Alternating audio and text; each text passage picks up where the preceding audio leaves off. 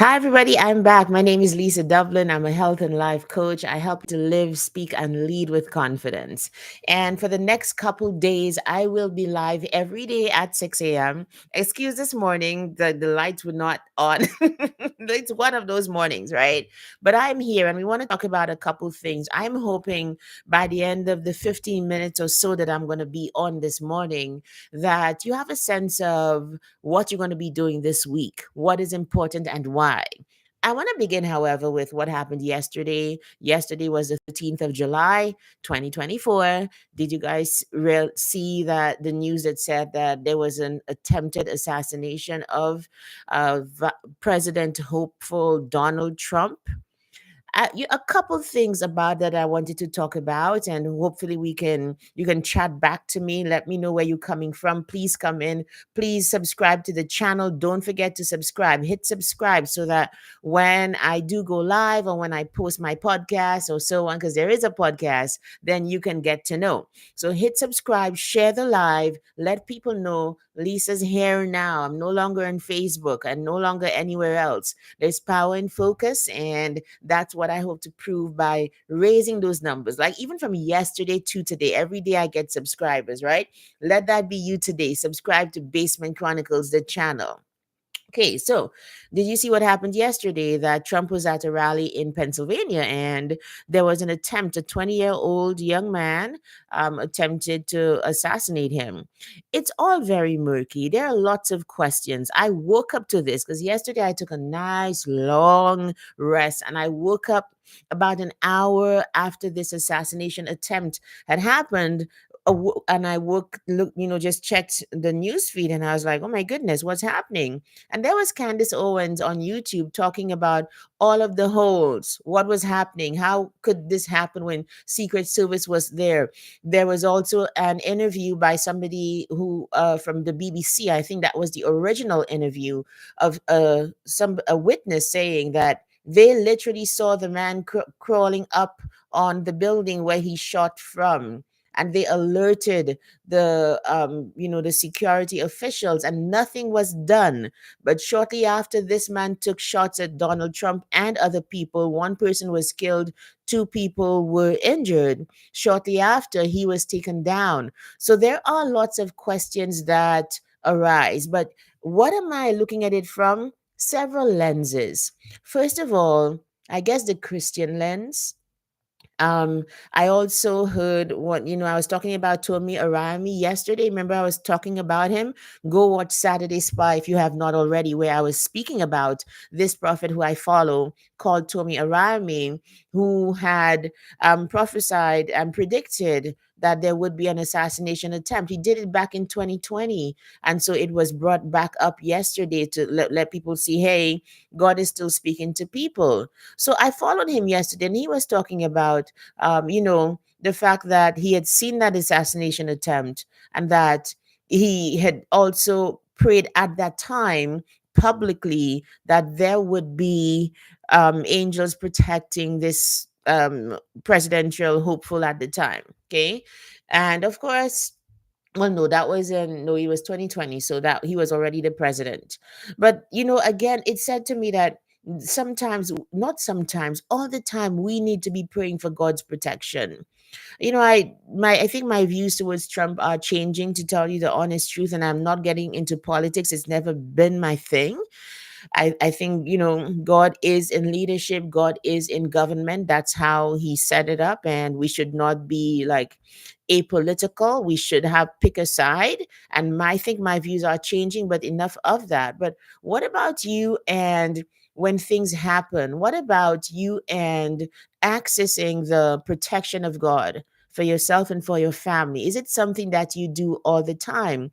One of my favorite things to pray is Psalm 91 that says, he that dwells in the secret place of the Most High God shall abide under the shadow of the Almighty. It goes on to talk about no plague shall come near you, no evil shall come near your dwelling. He will give his angels charge over you to keep you in all your ways. That is a worthy prayer to pray, that the angels of God would come around us to protect us, because that is what they are there for, to be deployed and commissioned to help us in our daily life, to help with protection, to help us against surprise attacks, knee jerk reactions, to help us again, mistaken identities, and people bursting your door open to shoot you in the night, all of those kinds of things. I would love to encourage you to do that for yourself and for your family and friends, to ask for God's protection, to ask that angels would walk with you wherever you go, walk with your loved ones. I know I do it all the time. I don't know about you, but I feel like every person has, like, you have charges in the spirit, people who you feel a burden to pray for. Of course, you have the normal ones, like if you're married, obviously it would be your spouse. If you have children, it would be your children. And I think too, like, we have um authority in the spirit, especially with our loved ones, our blood relatives, our sisters and brothers. And I take it very seriously. These are my charges, Lord. Protect them. Yeah, protect everybody, but especially these ones that I'm connected to. Protect them in the name of Jesus. So that's the first thing that struck me about yesterday, how important it is to pray for God's protection. And that is not making any analogy about whether Donald Trump is a God fearing man or whatever. We don't know. Doesn't sure sometimes does not look like that, but you realize that God is in government some which what way. Here's the second thing, and it is a question, because we all have to not suspend our critical thinking when we look at things like that. Why was this guy allowed to be on the roof? It was said that there are not many buildings in that area, and so the Secret Service or his security details should have had all of these spots covered. There is briefing today. I think the head of the Secret Service has been called into Washington to kind of give the lowdown on what went on. Pardon me. Where was there a failure? Because it seems like either this was it seems like things were didn't just happen as organically as people think they did. But enough of that. So there are some questions. I heard Donald Trump say, "Let me get my shoes." Did you guys hear that? After the bullet hit his right ear, because it did graze him, and you see that iconic image of him with blood on his face, holding up that fist, pumping his fist. Iconic photo. That is definitely, I think, if any photo is going to do it, to show him as brave and to show him as somebody who is courageous and a leader, that photo will do it. If it was an orchestrated attempt, they failed miserably, because what they did was to simply make this man more popular. That is my thinking. But why did he say, "Let me get my shoes"? Like, I'm like, what happened to your shoes? Why did you have to get your shoes? Why did you take the time to kind of, like, if you look quick, you'll see him fixing his hair. What happened there?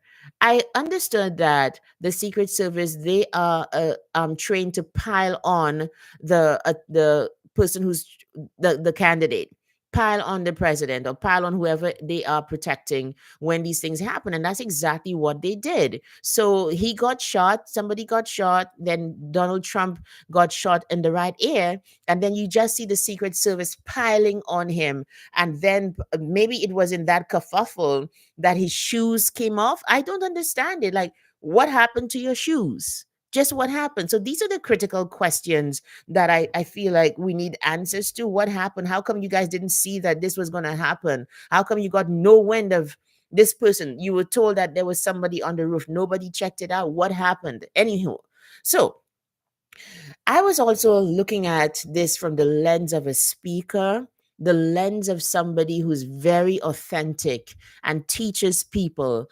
students in my Speak with Confidence program, as well as my upcoming other speaking program, as well as my private clients as a life coach, and as well as a speaker, keynote speaker myself. You have to be concerned with authenticity.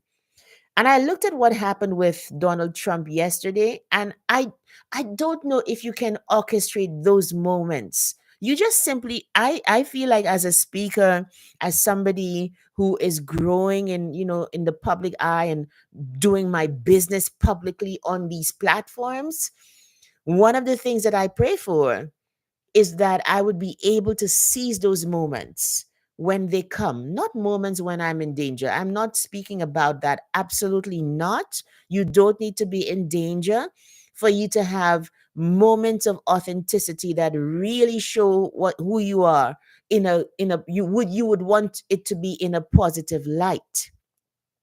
Here's the thing. When they piled on Donald Trump yesterday, right? Then he got up, watch the video, and you will see who this man really is. If what we saw is true, then you saw what this man is really about. This man is really just a fighter, and it showed. The To have the presence of mind even after you have just been attempted to be assassinated, your air is bleeding, then all of this, confusion is going on around you. Wait, let me get my shoes. And then they try to scurry him off the stage, and this man's like, no, no, no. And he does the fist pump. He pumps his fist in the air, and somebody is able to capture that image of him with the blood on the right side of his face, being hurried off by the Secret Service. They look very concerned. The consternation is on their faces, and Donald Trump is pumping his fist in the air and saying, "Fight, fight, fight." Iconic image. You can't pay for that kind of public relations. You can't pay for that kind of marketing. It had to have come from, like, those kinds of moments just simply come from who you are as a person, as a speaker, as somebody, who's doing my business publicly. As I said, it's one of my prayers. Lord, give me these moments of where I can seize the authenticity of who I am and leverage it to my advantage. That was a priceless moment. I looked at it through the lens of a speaker, and there are a couple people I follow on social media, and I have seen those moments of pure authenticity when you're like, huh, that's who this person is about.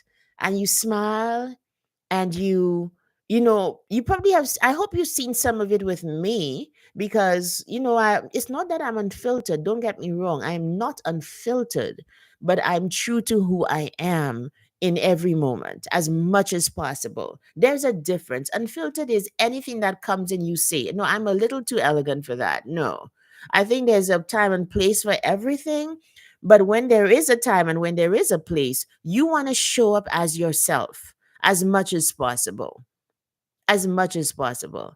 And that moment when he turned to the crowd and he pumped his fist in the air, that was pure Donald Trump. That was like, fight. I'm not going to give up. This is New York, the New Yorker Donald Trump, the one who fights for deals and, doesn't back down. That's exactly what it ended up being and showing. And, if it was that it was an assassination attempt, an orchestrated attempt, they failed miserably, because this man, with that iconic image, this man just simply won the election in the hearts of several more people who probably did not like him. So I thought about that yesterday, and I was like, even in going after my speaking, you have to look for these authentic moments. If you are in the public eye, it's something to look out for and to pursue and to hanker after. I love to use that word, to hanker after something, to go after it with everything you have, and to desire those moments that will, it's the image, it's the feeling that you create in the moment. I've done it on stage, where things come together in a way that are for your good. Let's put it that way. So, if you are a speaker listening to me today, you want to look out for those moments in life. If you are a presenter, so anybody who's out there in the public eye, these moments of pure authenticity do so much to just raise your image, your reputation, and to help you to do so much more than thousands and millions of advertising or marketing dollars can do. Let's put it that way. So that's what I had to say about what happened yesterday. Let's continue to pray for our own protection. And I think the protection of our leaders, that's very important. Do not forget that you have an advocate, the Holy Spirit, who tells you what can happen, where to go, how to protect yourself. And you pray for the protection of your family. That's very, very important. And so the thing I came to speak about is what's happening with you this week. What's happening with you this week? So I decided that we are going to be doing, and I hope you come join me. Did I tell you about the Faith and Fitness Challenge? So I decided that we're actually going to start this challenge next week, Sunday, the 21st of July. I'm going to advertise all week, get people to sign up, speak about every single day the importance of faith and fitness, get everybody into the community, and then we're going to go forward with this, the Faith and Fitness Challenge. Okay, what is this about? One of, as I keep on saying, one of the most successful parts of my life is that atomic habit of faith and fitness. It gets me started right in the morning, makes sure that I connect with my creator in a way that puts me in a better mood, makes me more productive, and just keeps me motivated because I've taken care of my soul, of my spirit. And then I tie doing that to exercise, some form of it. For me, many times it is running on the treadmill. I wanted to go running outside today, but it looks like it's raining, so that's not going to happen. So it's back on the treadmill, right? Or I've taken up skipping, or I walk on the treadmill, some form of, or I do the you guys, you all need to go and check out Jenna De Leon with the Reset app. Do you guys know about her? She's a Trini American girl who is just, oh my goodness, this girl is built. This girl is fit for days. And she has an app which is very popular. And when I look at her, and I'm going to tell you all about the challenge. So I was saying that I do the Reset app sometimes. Go check it out. You want a booty challenge? You want to like do the upper body, do maybe jiggly arms? She has a workout for that. It's called the Reset app, Reset. Let me put it in the chat, okay? The Reset app is the Reset app. Go check it out. It's in the Apple in the Apple Store, or it's on Google Play as well. It's on Android. You can get it there. Follow this girl because her workouts are fire. And what I like is that I follow her on Instagram, and I love that she's walking the walk from what I see. She doesn't just show you the results, like she shows you what she eats, and just makes it such pure joy to go out and exercise. Even her getting ready to go and exercise is just joy. She's dancing, she's putting on her deodorant, she's taking out the lint on her clothes. Oh my goodness, it is just funny. But she has created a community where there are challenges, and each challenge is able to be done either in the gym or at home. That's what I love. So you have no excuse. And so what I thought about was, let us get together for a month, no, 21 days to 31 days. We'll figure it out, okay? And do some form of faith and fitness every day.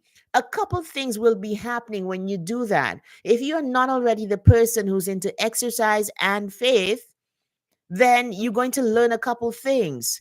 If you are one but not the other, I will teach you how to make it an atomic habit, how to make it something that you stack, and to do the whole process of habit stacking.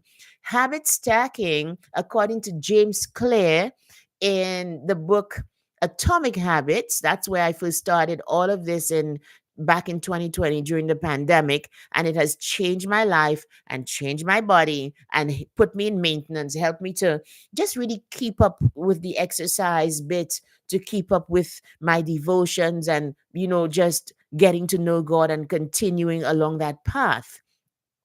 This is an atomic habit because it moves the needle for you. Habit stacking is, after I do one thing, I will do the other. You already do it. Can I tell you? You know when you already do it? After I wake up off the bed, I go to the bathroom and I pee, and then I brush my teeth. How many people do that? That is habit stacking. One habit that follows another, that follows another. You get to the point of doing it automatically. And that's what happens when you keep on practicing and putting certain things together. After I pray, I jump on the treadmill. Let's say, after I pray, I jump on the treadmill, then I do some riding. Or after I do my devotions, then I do some riding, then I jump on the treadmill or do some exercise.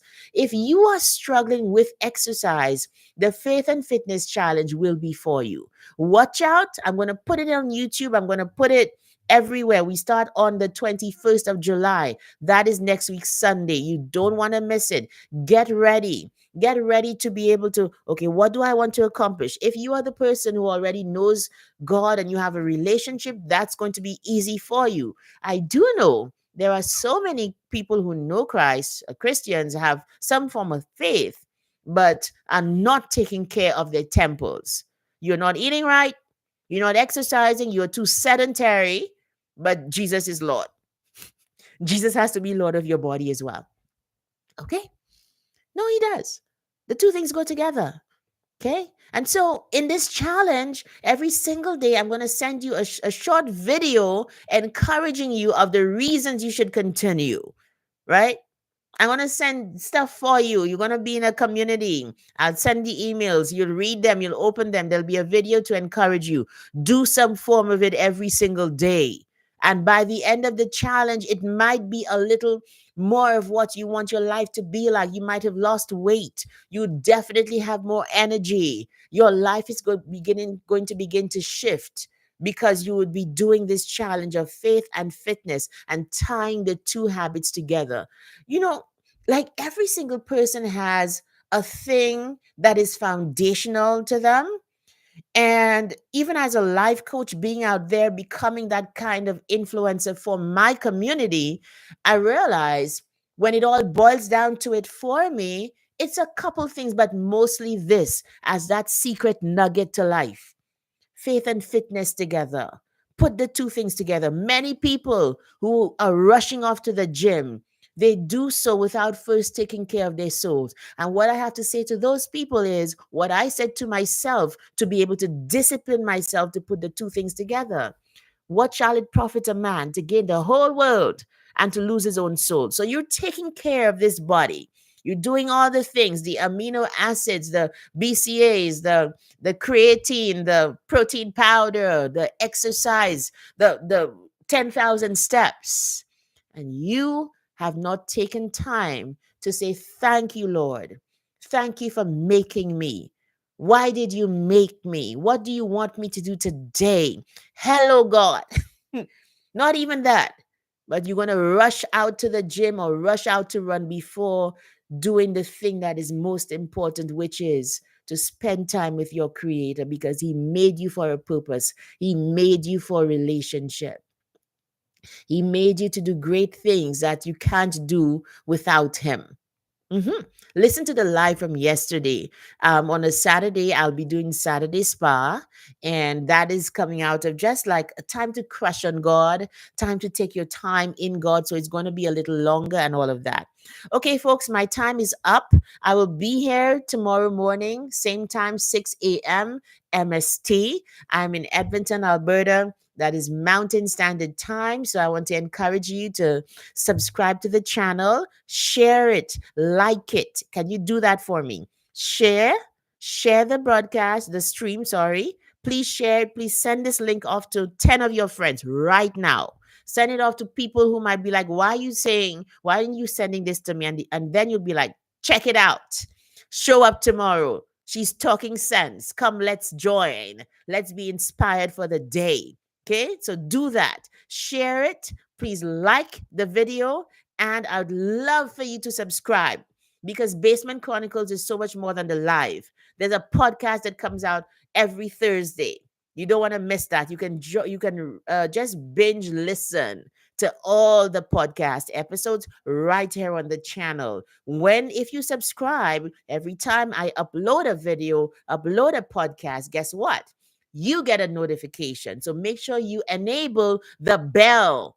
You'll find it in the three dots above my name, above the channel. Enable the notification so that you will get to know when I go live. I'll see you tomorrow. Thank you for joining me. We're going to try to keep the weekday sessions, except for Saturday Spa. I'll try to keep them to 20 minutes, 20, yeah, thereabouts. Let's see how that works. Okay.